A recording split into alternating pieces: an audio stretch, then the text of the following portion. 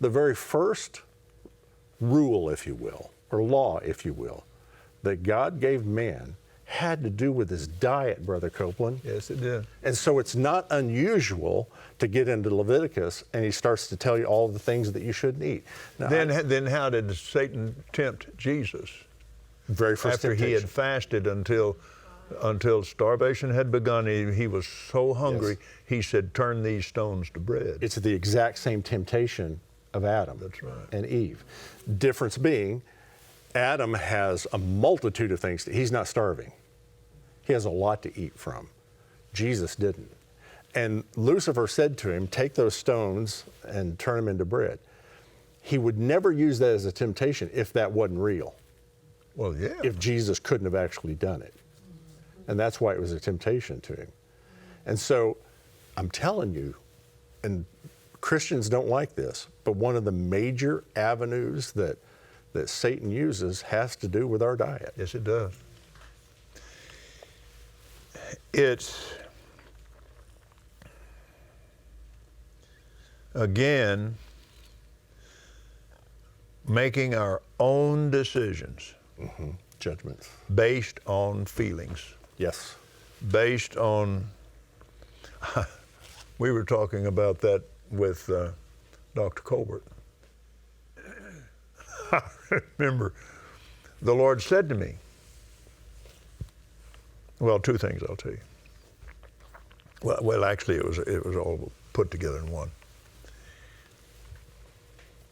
He brought this up, and I continually fought with my weight to keep it down because I promised him I would.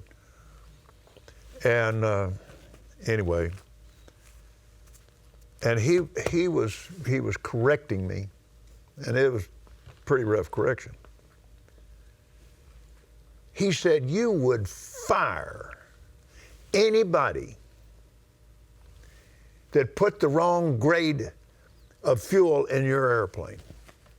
You would fire a mechanic that would put the wrong weight of oil. Well, I would. He doesn't care any more than that. He's about to kill my family. Right. But he said, now look at yourself. He said, you don't read anything on the labels. He said, if it looks good, smells good, you just eat it. You don't read the labels on cans, you don't read the labels on anything, and you're about to put it in your body. So he said, you're killing yourself. Which is the temple. Well, and that's what he brought up. And he said, what would you think about some fellow that went into a gasoline station, and he's getting just as ridiculous with me as he can to mark my thinking. Mm-hmm. And come in there and say, now, y'all have any of that pink gas? What? The pink gas. Pink gas. Yeah, you know, the one that smells so good and looks so good. Oh, you mean this? And he said, yeah, that's what I want. That'll ruin your car. Mm-hmm. Mm-hmm. And don't put that new oil in there. Do you have any of the reconditioned oil? Mm-hmm. Mm-hmm. It's like putting diesel into a regular gasoline engine or unleaded into a diesel truck. I'm glad you brought that up. Good. I was on my gold wing. We had sold our property up there in Colorado, which we later bought back. But I left my motorcycle up there in storage, and I went up there to get it, and had to ride it all the way back home. I stopped in a service station coming onto the interstate, and filled up with gas, and then rode across the interstate and had lunch.